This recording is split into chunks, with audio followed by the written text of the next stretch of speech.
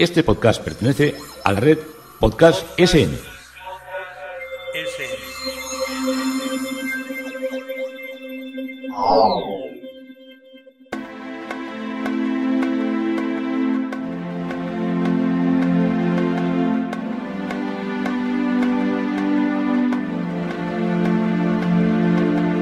Historia con sentido.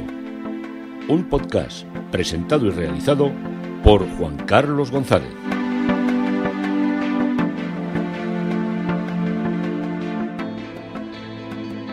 Un saludo a cuantas personas se acercan a través de las redes sociales, de Twitter, de Facebook, de la página web historiaconsentido.com y de la red de podcast SM. Yo soy Juan Carlos González y un día más encantado de poderos traer a vuestra escucha y a vuestro sentimiento querido para la historia un episodio más. He titulado este capítulo Próxima parada, Giglio. Sí, los que hayáis oído Giglio al final os acordaréis que estamos hablando otra vez de Venecia, porque son muchos los que me han dicho que han recorrido Venecia y que de mi mano y de las cosas que yo les cuento, pues reviven muchas cosas de todo lo que es esa bellísima ciudad y de muchos enclaves por los cuales han pasado y por los que pues nunca o no se han interesado, o aunque se han interesado también a veces no lo han entendido.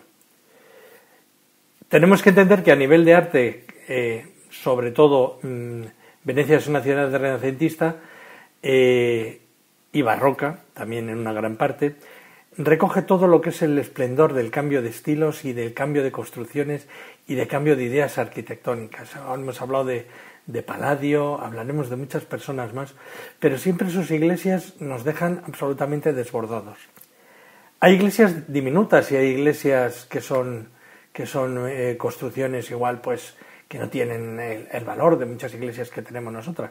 Pero como tienen todo un estilo tan propio, hoy os voy a hablar de una de esas iglesias, de Santa María del Giglio. ¿Por qué he empezado a hablar o por qué he vuelto ya a Venecia? Vais a preguntar. Primero por el amor que tengo a esta ciudad, que lo considero que es la quinta esencia del arte. Me parece uno de los enclaves más maravillosos de los que he tenido la suerte de visitar. Yo creo que uno si no visita Venecia, aunque sea alguna vez, y si puede visitarlas muchas, que vaya muchas veces y que vaya cuando pueda, ¿eh? También hay mucha gente que dice, sí, claro, tú te puedes permitir. No, la gente se puede permitir muchas cosas y elige muchos disparates en los cuales gastar. Pero bueno, yo no me tengo que meter en lo que hace la gente, sino en lo que hago yo, y por eso os lo cuento. Como os digo, ¿por qué he vuelto a Venecia? Pues porque hoy a la mañana, cuando he salido a sacar a los perros, había mucha niebla en Madrid. En Madrid no suele ser excesivamente típico que haya niebla. Bueno, a veces hay contaminación, que es casi parecido a que haya niebla, pero no es lo normal, porque suele batir el viento de la sierra. Es un clima bastante bueno, por eso lo eligieron, por la calidad del clima, lo eligieron como capital, y como os digo, no es normal encontrarse mucha niebla. Y como no se veía casi ni el fondo de mi calle, pues digo, esto me acordé, dice, parece Venecia, esas imágenes a veces que salen como tan fantasmagóricas de lo que es la ciudad, cuando se aproxima el carnaval, que ya empezará en breves fechas de cuando os estoy yo relatando esto, y siempre uno se queda pues como dentro de un misterio. Y yo no he conocido la niebla, conocí la niebla en Madrid, que os la estaba contando, pero no he conocido la niebla en Venecia, la niebla que los venecianos en su dialectal llaman nevia, me parece una palabra preciosa también, nevia. Ya sabéis un poco que los dos elementos atmosféricos especiales, atmosféricos, sí, son atmosféricos los dos. Una es el agua alta, que es cuando entra el agua por debajo de lo que son la parte de las cimentaciones y de las canalizaciones y sale por todo lo que son las calles venecianas y la lía parda. Y la otra es la nevia. Cuando mi amigo Miquel, que sí que ha visitado más de una vez o al menos alguna vez en invierno, la ciudad de Venecia dice que es que ese aspecto espectral, las palabras a veces juegan malas pasadas, aspecto espectral, dicen que es una cosa maravillosa. Yo a veces digo, uy, me da miedo de un día de estos que sales, que has comido bien y has bebido bien en alguna de las... me estoy acordando de un restaurante de unos amigos nuestros, el Paraíso Perduto. Digo, pues como salgas un día con un poco de vino bianco de más, te vas a caer al canal y tal. Estaba pensando yo en todas estas cosas. Y ahora no te caes al canal, al final te pegas a una pared y vas despacito y encuentras la salida a las calles. Porque ya sabéis, en Venecia lo bonito es perderse. Todo lo que puede ser en otras ciudades del lío, ahí donde estoy, en Venecia te pierdes y siempre acabas en algún canal grande y te vuelves a reorientar. Como os digo, la niebla y el agua alta. Pero mientras tanto, la ciudad sigue funcionando. Las góndolas, los gondoleros, imaginaos ahora que estarán allí con niebla, con frío y a veces con nieve. Pues tenéis que tener en cuenta que los días despejados desde buena parte de Venecia se ven los Alpes nevados. Allí cuando entra el viento norte es helador, aún ya está en primavera y hay días de verdadero frío. Hombre, no es el frío que hará ahora precisamente. Y le pregunté, bueno, al amigo este que suele ir por allí, y dice, pues y algunos otros amigos también que suelen visitarlo en invierno, y dicen, pues en invierno anda muy poca gente. Te encuentras a Woody Allen, que suele estar por allí paseando por la plaza, y a 4 piraos de estos millonarios que van a comprar arte o van allí, algunos deben ir, esto os lo digo así en bajito, algunos igual irán también con las amantes ahí en invierno, cuando los hoteles son discretos, aunque ahora ya la discreción... Bueno, esto es una broma, no tiene nada de por qué ir con la amante. Puede ir con su amiga, con su compañera y con quien le dé la gana a Venecia, que ahí no nos tenemos que meter nosotros. Con tal de que disfrute y aprecie el arte, ya todo me parece bello y me parece bonito y me parece bueno, siempre que no se sobredimensione, lo que digo yo.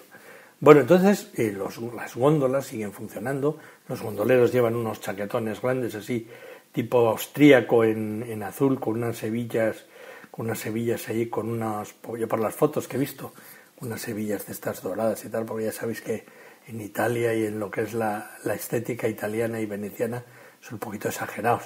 Pero bueno, hay que aguantar el frío, ¿eh? Allí hay que andar metido dentro del agua con la pértiga, muévete para arriba y para abajo y cantando el sole mío que te lo ha pedido un turista por allí, uno de estos orientales que quiere llevarse el set completo de fotos. Y claro, igual que funcionan las góndolas, pues funcionan todos los vaporetos que se mueven por dentro de la ciudad, pues con una puntualidad. Yo lo de la puntualidad no lo sé, no lo tengo estudiado. Nunca me he fijado en los letreros de a qué hora pone que llegan los vaporetos. Deben tener un horario regulado y unas horas más o menos marcadas, porque siempre te pasa que cuando sales al pantalán de embarque o ves que viene un barco o ves que se acaba de ir, entonces bueno, ya espera al siguiente y te pones a contemplar los palacios que suele haber en el canal y se te pasa el tiempo volando. Y una de las cosas que más me gusta cuando vas ahí, claro, como hay mucha gente mucho turista que no sabe dónde está, llega allí, estás desbordado, empiezas a mirar para un lado para otro, ves tanta belleza que no sabes si te tienes que bajar, si te tienes que subir. Te han dicho, tú bájate en la parada que diga Rialto, en la palabra o en Ferrovía, si vas a coger el tren. Pues la gente va despistada haciendo fotos, ay, qué palacio más bonito, te pasa una piragua al lado, te pasa una ambulancia acuática, te pasa los bomberos con otra lancha. Entonces todo eso te está produciendo tantas emociones que los auxiliares, porque normalmente en cada uno de los vaporetos, en cada uno de los barcos, va un patrón, que es el que lleva la embarcación y hace las maniobras de aproximación, y luego llevan a un encargado, a un subalterno, que es el que engancha la cuerda en el pantalán para que la gente se suba y se baje. Entonces, un subalterno, sí, yo no sé exactamente la palabra cómo será, pero esta persona, que es la que amarra el Vaporetto va diciendo en cada parada el nombre de la estación. Y una de las que más sonoras y que a mí que más me gustan es cuando dicen Giglio, con una voz así muy cantarina. Y yo al principio digo, oye, esto están diciendo grillo. Dice, grillo, que habrá aquí un grillo. Giglio. Y ya cuando vi el letrero que ponía Giglio, ya lo había mirado en el mapa, pero bueno, pues tantas paradas que dice, bueno, no me las voy a aprender de memoria. Ya algún día ya me conoceré un poco más todo lo que es el subirme y el bajar de los vaporetos. Y Giglio no es un grillo, indudablemente. Giglio es una iglesia, es Santa María del Giglio y es una de las iglesias del Sistiere de San Marcos. Y como nos quedamos en Moisés, si no fuéramos en Vaporetto, hubiéramos continuado por la larga 22 de marzo, que es una de las calles que sale de donde nos quedamos visitando San Moisés y visitando a todos los gondoleros, y iríamos recorriendo un tramo entre callejuelas, pasando por lo menos un puente, dos puentes por debajo de los cuales veríamos pasar góndolas y barcas de todo lo que son los servicios dentro de las calles de Venecia, y llegaríamos a la plaza donde está Santa María del Giglio. Santa María del Giglio, que es una iglesia que voy a pasar a describiros porque es una iglesia llena de arte y un poco desconocida, más conocida por la parada del metro, pero muy bella, muy bella. Bueno, pues según la tradición, la iglesia de Santa María del Giglio parece iniciar su construcción a principios del siglo X por el mecenazgo de una de las familias importantes de Venecia, que era la familia Jubánico. Estos nombres de Jubánico son nombres todos orientales, de la zona de Dalmacia, de la zona de lo que fue Yugoslavia, ahora Serbia, Croacia, toda esa serie de países que formaban parte de la esfera de Venecia. Pues hay una influencia muy oriental, y estos nombres son muy de esa parte del mar Adriático. Bueno, Jubánico, del cual en el dialectal veneciano se traspasó como Zobénigo, y la iglesia se llamaba Santa María de Zobénigo. Y esta construcción, orientada como la actual, sufrió sendos incendios en el año 966 y en el año 1105. Y en la mitad del siglo XVII, la fábrica del templo se encontraba en un lamentable estado estético, donde se dudó si derribar todo o proceder a una restauración. Pero las obras del interior fueron ultimadas por el arquitecto Giuseppe Benoni, el mismo que proyectó la Dogana de Mar en 1680, y coincide en el tiempo con la realización de la fachada. La realización del proyecto se debe al legado testamentario de un noble veneciano que se llamaba Antonio Barbaro. No eran bárbaros, sino Barbaro, que al morir en 1670 legó una gran suma en el testamento. Y el autor de la obra fue el arquitecto Giuseppe Sardi, el cual proyectó una fachada triunfante de la familia Barbaro y de Antonio Barbaro en particular.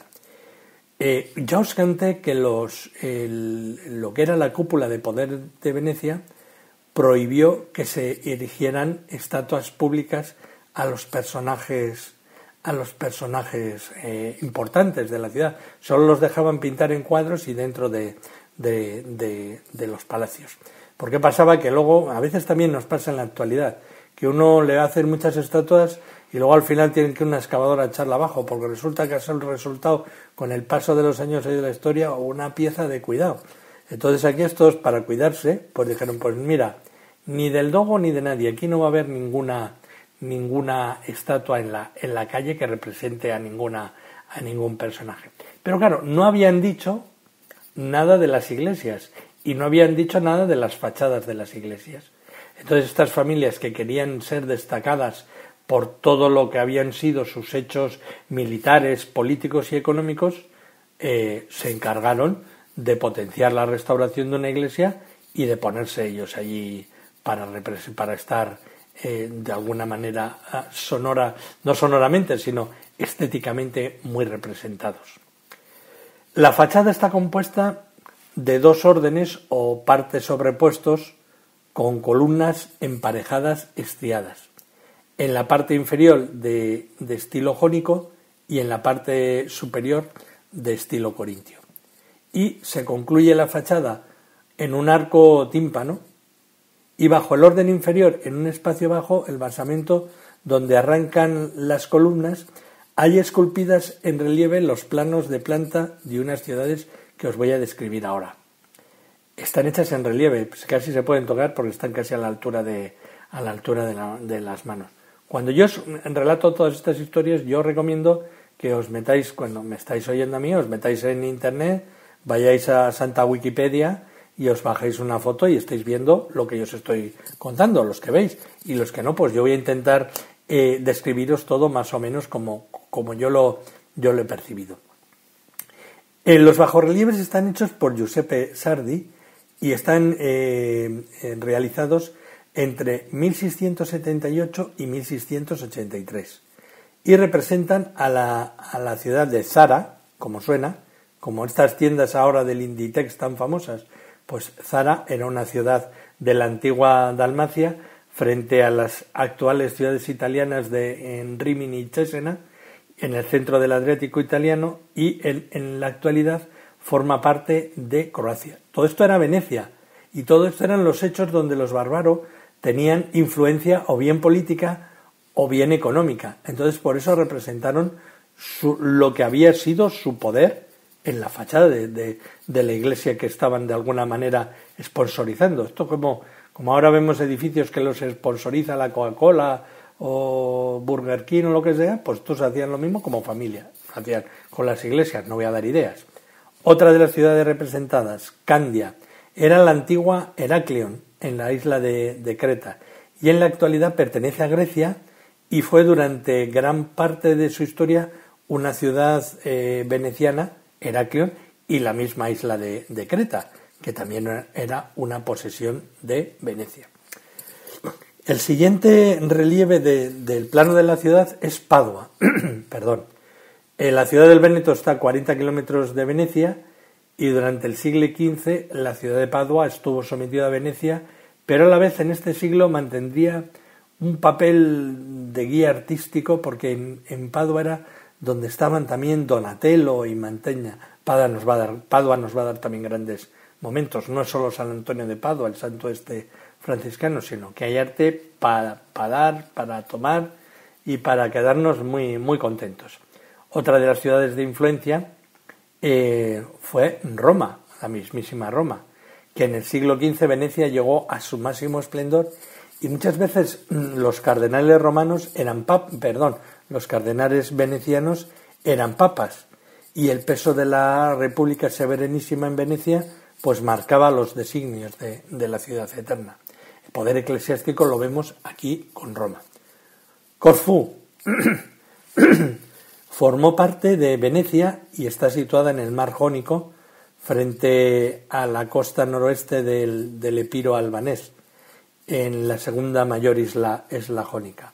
Splato, que hoy es conocida como Split, en la actual Croacia, y desde 1420 los venecianos se hicieron con el control de la ciudad, que conservaron hasta el año 1797, cuando Napoleón Bonaparte disolvió la República de Venecia y la región conocida como Dalmacia quedó en manos de Austria. Y estas ciudades guardan relación directa con las labores políticas y militares de los bárbaros, como os he contado. 6 pares de columnas dividen el portal en 4 nichos que albergan 4 figuras de apariencia cortesana con pelucas rizadas. Casi estamos viendo como si fuera una fachada. Nos recuerda a estos franceses que llevaban con todos esos pelos con tirabuzones. Pues ese es el recuerdo que nos viene. Y son los hermanos de Antonio Barbaro. Son Gian Maria Barbaro, que es una talla hecha por Enrique Merin, conocido por Enrique Marengo. Gian Maria Barbaro fue un estadista veneciano. Mariano Barbaro, otra obra también de Marengo, que era senador veneciano, Francesco Barbaro, otra obra de Enrico Marengo, que era el almirante de la Armada veneciana, y Carlo Barbaro, también obra de Enrico Marengo, que era un estadista veneciano. En el basamento que separa la parte de figuras de la familia Barbaro con la superior, están alojados los bajorrelieves de batallas navales con buques de vela y galeras turcas, que son las grandes acciones de esta familia de marinos. Estas escenas navales están labradas entre 1678 y 1683 y son obra de Giuseppe Sardi. Perdón. En el sector central superior se encuentra alojado el monumento fúnebre más importante, que es el monumento Antonio Barbaro, que está construido entre 1678 y 1683, obra de Justo Lelcourt. El conjunto de Antonio Barbaro se encuentra acompañado por otros nichos con esculturas, que son los que representan el honor y la virtud, y ambos lados de la misma, pero exentos y como pináculos, pues con figuras de ángeles, anunciadores trompeteros, se sitúan la fama y la sabiduría. Y luego hay la alegoría a la virtud como ángel anunciador, una obra hecha entre también 1678-1683 por Giuseppe Sardi. Y el ático, por último, alberga en un modo de espejo central grande con el escudo de la familia Barbaro, y los estrados del arco están rodeados de figuras alegóricas, algunas de ellas así recostadas sobre las cornisas. Es una fachada, como os digo, muy buena. Vamos a entrar a la iglesia, vamos a la contrafachada. La primera obra a la izquierda, mirando al presbiterio, en un óleo sobre tela, vemos la Última Cena de Giulio del Moro. Este es un pintor y escultor italiano, natural de Verona, que vivió entre 1555 y 1628, y era el hijo menor de Batista de Agnolo, llamado del Moro. Agnolo del Moro, bueno. Eso fueron unas derivaciones que luego fueron diciendo de su nombre. Y se inició como pintor y estucador en el Palacio Ducal de Venecia, en la sala del Consejo Mayor o de los escrutinios. Su obra figura en las iglesias de San Zanípolo. San Zanípolo es Juan y Pablo. Cuando yo os hablo del término veneciano. Y de Santa Fosca. Santa Fosca es igual, no tiene traducción. Y en la última época de su vida realizó esculturas para la fachada de la Basílica de San Jorge el Mayor, San Giorgio el Maggiore, que también ya lo hemos visitado y lo hemos recorrido. La primera obra de la derecha en óleo sobre tela son las 4 sibilas, que es la sibila agripina, la sibila cumana, la tiburtina y la délfica. Son obras del siglo XVI, obra de Giuseppe Porta, es conocido como Salviati. Y estas 4 telas, hoy en la contrafachada, formaban parte de la decoración del Cinquecento del órgano, junto con los 4 evangelistas de Jacopo Tintoretto, unas excepciones de Jacopo Tintoretto que están colocadas en la otra parte de la iglesia, pero de las cuales os voy a hablar. La segunda obra a la derecha, un bajorrelieve en mármol, que es San Jerónimo en su gruta, una obra realizada entre 1468 y 1470, obra de Niccolò de Giovanni Fiorentino. Y la tercera obra de la derecha en contrafachada, situada en el entablamento alto, en óleo sobre tela, está María en el trono como símbolo de la Iglesia Madre y santos titulares de las iglesias afiliadas. Esta iglesia tenía otras muchas dependencias que son iglesias que ahora están cerradas o son minúsculas, y muchas de estas que están cerradas solo se abren cuando es la Bienal, así que iremos viéndolas en la medida que podamos y contándolas. Este cuadro es obra de Antonio Zanchi. La segunda obra a la izquierda, en la contrafachada, situada también en el entablamento alto, en óleo sobre tela, es la consagración de esta iglesia, una obra de Antonio Zanchi, Y en la pared derecha de la contrafachada también hay una escultura en bronce, una obra de San Pío X, que ya es una obra moderna, de 1906, obra de Otello Bertazzolo. Y en la pared derecha de la frontera también hay, de la contrafachada, hay una escultura de mármol que es una Santa Catalina de Siena del siglo XVIII. Estamos ya dentro de la iglesia, y la iglesia en la nave central, en la parte derecha, vista desde la entrada con frente mirando al presbiterio, se sitúa el altar primero con el cuadro de óleo sobre tela de la Virgen con el Niño, San Antonio y el martirio de San Eugenio, que es una obra de Carlo Lot. La acción se divide en dos partes, en la superior, como en una nube celestial, la Virgen con el Niño, al que San Antonio de Padua con una marcada tonsura besa el pie, y en la parte inferior, en la tela, el martirio de Cruento de San Eugenio. En este altar, en el arquitrabe, hay una inscripción que dice Antonio Barbarigo, caballero será, lo traduzco como Antonio Barbaro Caballero, y Carlo Lot, que es el pintor. Carlo Lot vive entre 1632 y 1698 y es un pintor alemán barroco activo en Venecia, que era además conocido como Carlo Lotto o Carlo Lotti, y recibe también mucha influencia de Caravaggio y de Pietro Oliveri. Pintó escenas religiosas y mitológicas de gran tamaño. Al revés que nosotros en nuestro país, en la península, aquí sobre todo se hacían tallas en esa época, y los cuadros eran más bien pequeños los que se embutían dentro de las estructuras de los retablos. Aquí, en cambio, se hacen pinturas, y en algunas veces grandes pinturas, grandes lienzos.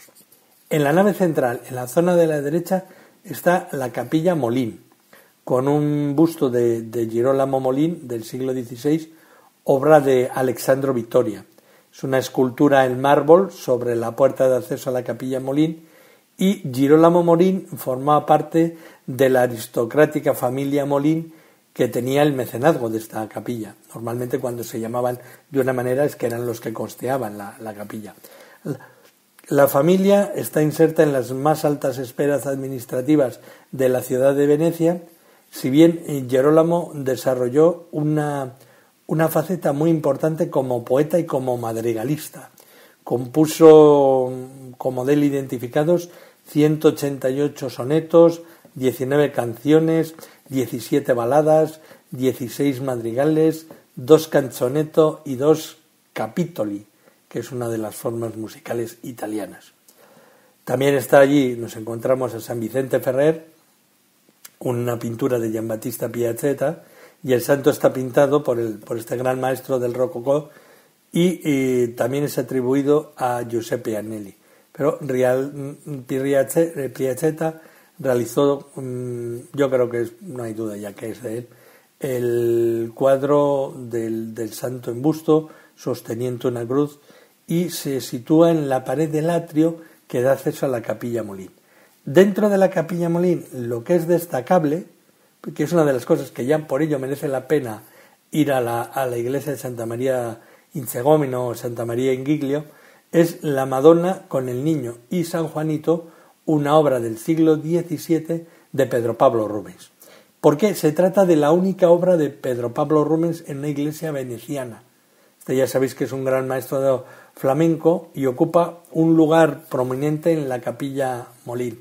La capilla Molín nos recuerda casi más a una sacristía, aunque luego veremos la sacristía, porque es una capilla así como no muy alta de techo y muy llena de cosas. Está todo que casi no te puedes ni dar la vuelta. Como entra mucha gente allí, ves poco, pero bueno. Ocupa un lugar prominente, como os digo, este cuadro, porque es el más importante sin duda, en la capilla Molín. Está exento, no está colocado en la pared, se puede acercar bastante bien y verlo. Rubens realizó su obra sobre papel, que luego traspasó a tela y remató al óleo. Por eso es una cosa muy curiosa. Resultó dañado en un incendio menor de los muchos que sufrió el templo, y las figuras centrales son atribuidas a Rubens por unanimidad, mientras que los contornos con seguridad son de la mano de otro pintor local, que igual se quemó parte del marco y tuvieron que retocarlo. La figura de la Madonna, con un rico vestido encarnado invade lateralmente la escena, adelantando en una obra de pequeño formato la magnificencia y la exuberancia que demostrará luego en las obras grandes que realice. En el techo de la Capilla Molín, en óleo sobre tela, hay una Madonna con el niño del siglo XVI, que es una obra de Tintoretto. Y en la Capilla Molín, en la pared derecha, hay otro óleo sobre tela, que es Ulises reconocido por el perro Argo, que es una obra de Antonio Zanchi. Y también en la Capilla Molín, en la pared derecha, el icono de madera de la Madonna Negra, que tiene mucha veneración allí.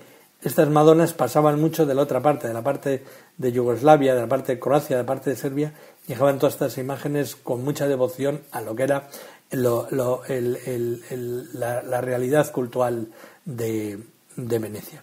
En la Capilla Molín, en la pared izquierda, en óleo sobre tela, hay unas obras ahora que son, no vamos a decir menores, pero solo os las voy a relatar la obra y el autor. La resurrección del hijo de la viuda de Naín, de Antonio Pellegrini, la flagelación de Antonio Pellegrini, Jesús en el huerto de los olivos de Antonio Pellegrini, la Dolorosa de Francesco Solimena, los arcángeles Rafael y Toibias, que es de la escuela veneciana, el milagro del ciego, obra de Antonio Pellegrini, la muerte de San José y un retrato de un párroco del siglo XVIII, que no vi allí que pusiera ningún letrero de nadie, una piedad, que es obra de Bartolomé Literati, y San Antonio con el niño, que es de la escuela veneciana del siglo XVII. En la iglesia, en la nave central derecha, un retablo construido en mármol, San Gregorio Barbarigo, obra de Gian Maria Morleiter. La bellísima talla cargada de movimiento se enmarca en una bella cornisa relicaria, entallada y dorada, enriquecido el fondo así de esta figura, que es del Cinquecento, y en la ménsula del altar colocado un relicario con ropajes del santo de San Gregorio Giovanni Gasparo Barbarigo, que es un personaje que vive entre 1625 y 1697. Este noble santo veneciano procede de las familias patricias de la ciudad y formó parte de joven, junto con Albisi Contarini, de la firma del Tratado de Westfalia, que puso fin a la guerra de los 30 años. Luego fue el nuncio Fago Cigni, mano derecha de Alejandro VII, que une el destino de este personaje, que le promueve al sacerdocio, al episcopado y al cardenalato. Y lleva una vida ascética, de atención a los enfermos de pestes y a los pobres, y por eso le elevaron a los altares. En los entablamientos de la nave central, a un lado y al otro del retablo de San Gregorio Barbarigo, en óleo sobre tela, hay una Inmaculada y una Anunciación del siglo XVII, obras ambas de Antonio Zanchi. El tercer retablo a la derecha de la nave central es la Capilla Duodo, y en óleo sobre tela se ve la Visitación de la Virgen a su prima Santa Isabel, obra de Jacopo Negretti, que es Palma il Giovane, Palma el Joven, y dentro de un bello altar de mármol está este gran cuadro de este seguidor de Tiziano, y en el entablamiento a la derecha de la nave central y a la derecha del presbiterio, en óleo sobre tela, se encuentra Venecia en acto de súplica, Venecia como si fuera una diosa o una virgen, también obra de Antonio Zanchi. En la sacristía está la Anunciación de Andrea Meldoya, llamado el Schiavioni, y una Adoración de los Magos del siglo XVII de Pietro Muitoni, Abraham enseñando astrología a los egipcios, un cuadro muy curioso de Antonio Zanchi, y realizados en mármol dos ángeles orantes del Giulio del Moro, y realizado en piedra un relieve que es un frontal del altar con la cabeza de San Juanito del siglo XV de Desiderio de Settignano. En el presbiterio hay un retablo de mármol de la Anunciación, también de Enrico Marengo, y está realizado en mármol dos figuras separadas, las del ángel anunciador y las de María, giradas hacia el centro, de gran belleza, hacia un tabernáculo que forma una especie de templete en arco y ábside con cúpula. esculpido con mármoles impetrados. Y en el presbiterio, en piedra dura con incrustaciones pintadas, está la Última Cena, que es de Giovanni Comín, del siglo XVI. Cerrando el presbiterio, a la altura se encuentra el órgano, cuya trompetería se encuentra en una gran caja dorada, y en una línea debajo de esa caja están enmarcados, no debajo, sino formando parte de esa caja, cinco cuadros. 2 lienzos se encuentran debajo del órgano, que son los evangelistas Lucas y Mateo, pintados en 1552, que son obra de Tintoretto, y los evangelistas Marcos y Juan, también obra de Tintoretto, pintados en 1552.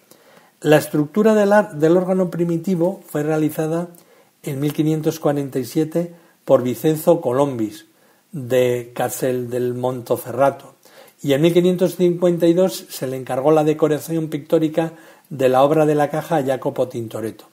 Este encargo no convenció mucho a Tintoretto, pero terminó realizando la obra en un segundo acuerdo estipulado el 6 de marzo de 1577. Y desde este momento las 2 puertas del órgano,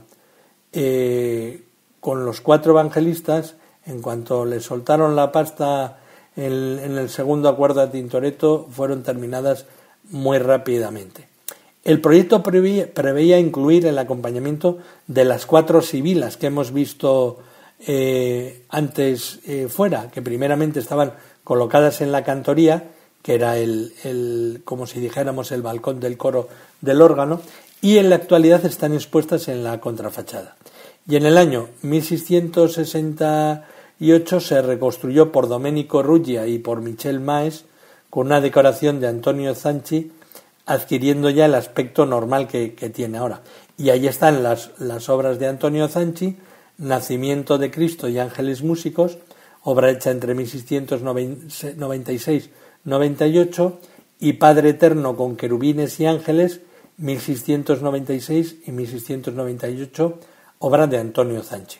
Cuando os he dicho que había 5 obras, que estaba a un lado los 2 apóstoles de Tintoretto y al otro lado los otros 2 apóstoles, en el centro hay un bello cuadro al óleo que está centrado en la parte baja del órgano, que es la Anunciación del siglo XVI de Giuseppe Porta, llamado Il Salviati. En la nave central, en la parte izquierda, contando desde la entrada, está un cuadro de Cristo, San Francisco de Paula y Santa Justina, del siglo XVI, una obra de Tintoretto y de su taller. Y Santa Justina y San Francisco de Paula están arrodillados, contemplan a un Cristo resucitado rodeado de ángeles y querubines que le sostienen los ropajes del Señor en el vuelo.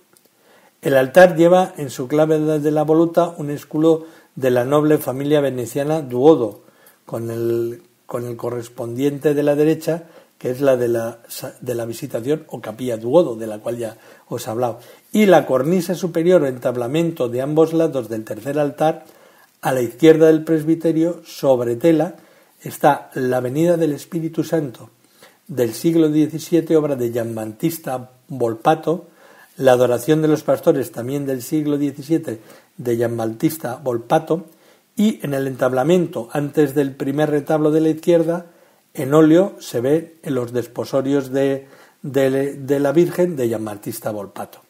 En el primer altar de la derecha está el Martirio de San Antonio, de Antonio Zanchi, y en la nave central, esculpido en mármol, un epitafio del procurador Giulio Contarini, del siglo XVI, obra del gran escultor Alessandro Vittoria.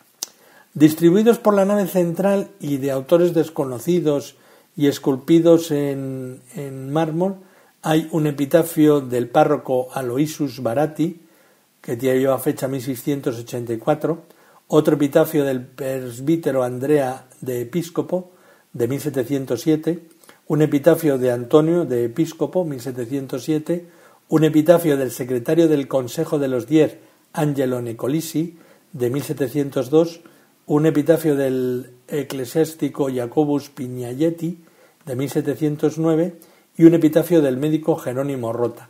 1678. De estos no he encontrado quiénes son los autores, solo que se ven las fechas y entonces por eso os los he relatado. También en la nave central hay un bello Vía Crucis, la primera en la estación 1 y la 14 son obras de Francesco, todas están hechas entre 1755 y 1756, óleo sobre tela, obras de Francesco Zungo, Giambattista Colosato, Domenico Maggiotto y Francesco Fontevaso. Y la techumbre de la nave central tiene obras de Antonio Zanchi en grande, con apariencia de frescos, pero son telas, que es el nacimiento de la Virgen, la coronación de la Virgen y la asunción de la Virgen. Todas hechas entre 1690 y 1696. Y luego, en el batisterio, en madera dorada, la talla de San Juan Bautista del siglo XVIII de Antonio Corradini. Todo esto es lo que nos encontramos en Santa María del Giglio, en Santa María in Segovino. Qué lejos estábamos cuando oíamos por primera vez aquel aviso que nos decía próxima parada Giglio, descubrir una iglesia veneciana tan bella, tan cargada de arte. Ya veis que las iglesias venecianas o este tipo de iglesias muchas veces casi no nos dejan ni mirar, está todo tan ocupado y tan cargado. Por eso luego, si vosotros queréis entrar en esta iglesia o en los autores que os he citado, pues lo podéis hacer tranquilamente y podéis profundizar. Y si no, aunque a muchas veces todo esto suene como una especie de bombardeo de nombres y de ideas, nos da cuenta de lo que fue el esplendor de una ciudad, de lo que fue la ciudad de Venecia. La próxima parada ya no será Giglio, será otra. Seguiremos recorriendo Venecia. Un saludo, esto es Historia con Sentido, yo soy Juan Carlos González y encantado de haberoslo podido contar.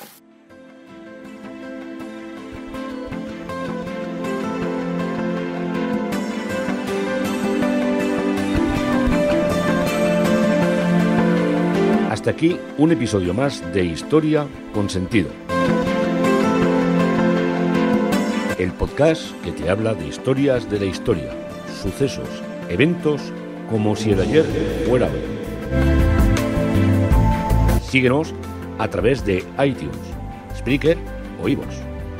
Contacta con nosotros por correo electrónico escribiendo a podcast@historiaconsentido.com. Nuestra web www.historiaconsentido.com. Y en Twitter nos encontrarás como @historiasentido. Este podcast pertenece a la red Podcast SMM.